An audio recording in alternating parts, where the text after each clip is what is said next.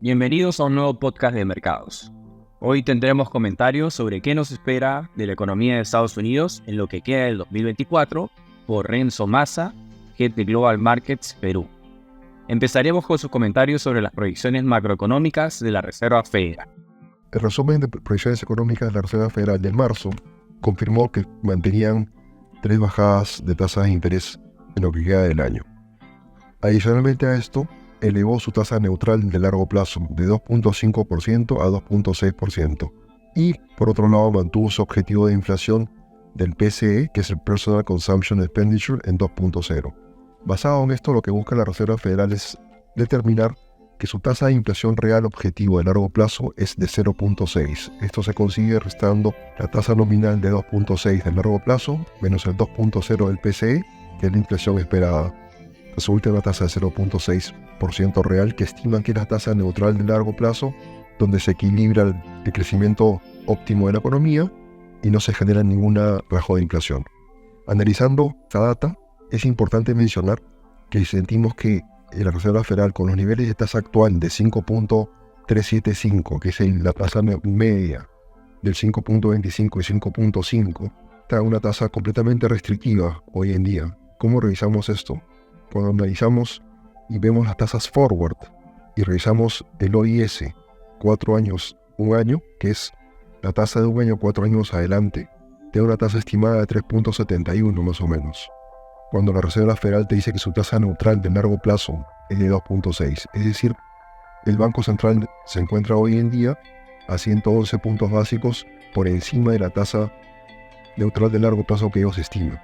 Ahora, hay mucho cuestionamiento en cuanto a la tasa neutral de largo plazo que busca la Reserva Federal, porque la economía sigue creciendo a niveles muy por encima del potencial que tiene determinado el Banco Central, que es de 1.8.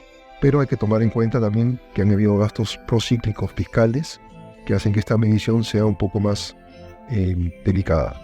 Por otro lado, cuando analizamos la regla de Taylor, que busca medir la tasa neutral que mantiene la inflación a nivel objetivo del Banco Central y una economía dentro de su crecimiento potencial, si asumimos que el Banco Central quiere una tasa real objetivo de 0.6, la tasa nominal que el Banco Central o la Reserva Federal debería tener en estos momentos es 4.375, es decir, 100 puntos básicos por debajo de donde se encuentra el día de hoy.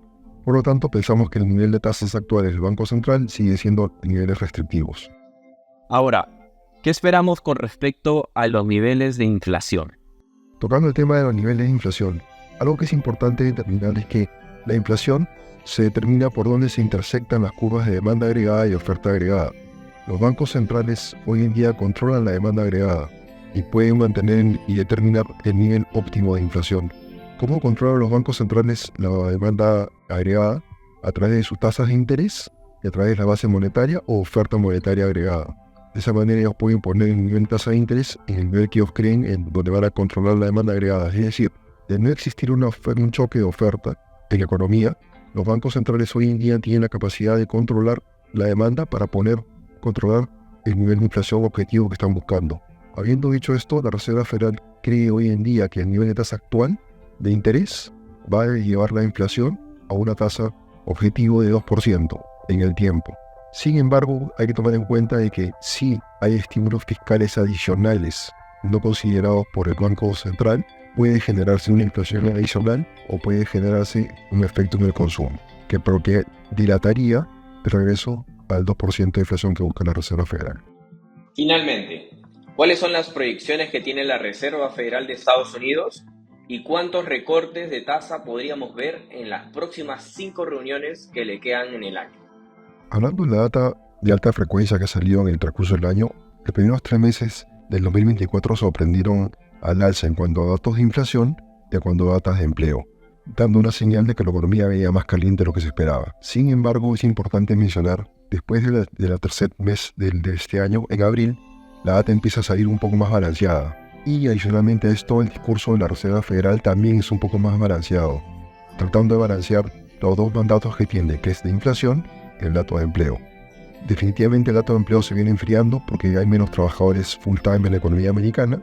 Y por el lado de la inflación, en abril tuvimos la primera señal de una desaceleración pequeña del dato de inflación a nivel de CPI. Muy probablemente el PCE también venga con un dato de inflación un poco más bajo en el transcurso de este mes. Es importante mencionar que las datas de la última semana, como el PPI, que es el precio al productor, los precios de importación, vinieron un poco más altos de los que se esperaban.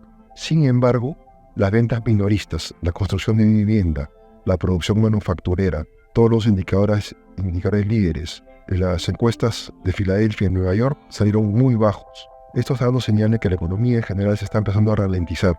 Si se validan estos datos de que la economía se está ralentizando, es muy probablemente que la presión inflacionaria que hemos visto también empiece a caer lentamente. Hay que tomar en cuenta también que el precio del petróleo viene retrocediendo de los picos que tuvimos en este año. Es importante mencionar que a pesar de los recortes del OPEC, a pesar de los ruidos que has tenido con Irán, Israel y todos los productores de petróleo y la zona del Medio Oriente, el precio de energía o del petróleo no pueda mantenerse a los niveles altos que estuvieron en su pico en este año. Estamos debajo de los $80 por barril. Esto también va a influir en los costos de transporte y debería de influir en los precios de energía en general y los datos de inflación que vengan hacia adelante.